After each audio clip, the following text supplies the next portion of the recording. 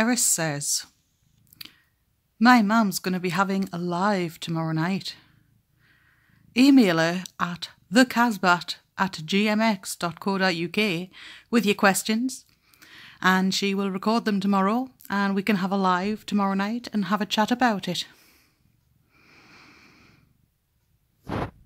Any comments on the video coming up, Eris?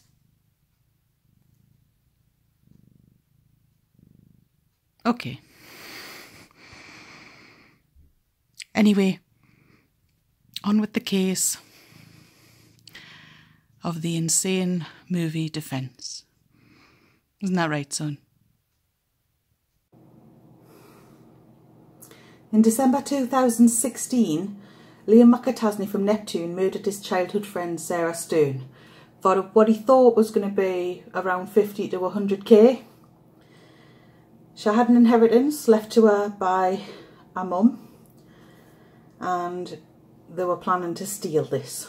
He enlisted his friend Preston Taylor, who was also Sarah's friend and also a prom date, to assist in the crime. Being the last person to see Sarah, Liam was questioned on multiple occasions, and he made the attempt to mislead investigators by telling them that Sarah was suicidal, that she had issues with her dad, that her dad had taken money from her before, and also that she wanted to go and live in Canada. There was no fingerprint or DNA evidence as such, but Anthony Curry, a friend of Liam's who was a filmmaker, did a hidden camera with him and got his full confession. And strangely enough, Preston came forward very shortly afterwards without knowing about that recorded confession and gave a confession himself that corroborated the recorded confession that Liam gave. So, Liam had strangled Sarah to death, and then what he did was, she was convulsing, so he stuck a t-shirt in her mouth so she wouldn't be sick, and held his finger over her nose and timed how long it would take her to die. He had to rush off to work shortly after killing Sarah, so he engaged Preston to come and get Sarah's body and stick it under a bush outside the property, so he hid it. So when they'd finished work, they came back, put Sarah in the car like she was sat up, and drove her to the bridge and threw her off the bridge. They left her vehicle, which Liam had driven with Preston following, to the bridge. They left her vehicle on the bridge with the keys in the ignition to make it look like Sarah had jumped from the bridge. The secret video recording had been revealed, and the statement by Preston Taylor had been given.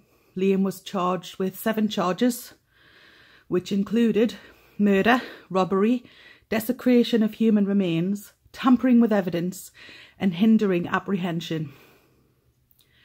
He was found guilty on Tuesday the 26th of February 2019, and he'll be sentenced on May the 24th, 2019. Let me start on the defence. The lawyer in the defence, I won't mention their name, said that the confession tape was Liam making up a horror movie plot, that it was purely fictional. And I'm going to tell you why that's absolute bollocks. So, corroboration, it's a wonderful word. Really lovely word. Corroboration. So, Preston had said in his statement that they were using walkie-talkies while they committed the crime. The walkie-talkies that they had didn't stretch far enough radio wave-wise, so they had to go to Walmart and buy some new ones. That evidence is available. When they stole the money from Sarah, in the confession, Liam admits that it was shabby money and it was about $7,000, something like that. He also admits that they hid it in a Sandy Hook. and that's where it was located, and the money was in poor condition, as stated by both of them. There was a key to Sarah's safe hidden in a vent in the property that both Preston and Liam share. The function on the timer on Liam's phone showed where it had been used to time how long it took her to die. There's a surveillance footage of Liam arriving at work, dishevelled and a little late, just a minute, but he was known for being punctual and very well turned out. He was wiping sweat from his brow with his apron. And of course, Preston, let's not forget, gave his statement before we knew about the secret video recording. So there you go. The defence also argued that there was a lack of DNA or fingerprints. Now this one I don't get, because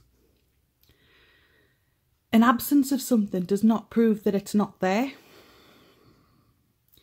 Like people say, if a tree falls in a forest and nobody's there to hear it, does it make a noise? Well, it doesn't really matter, because you know it fell, because the end result is it's fallen down, dude.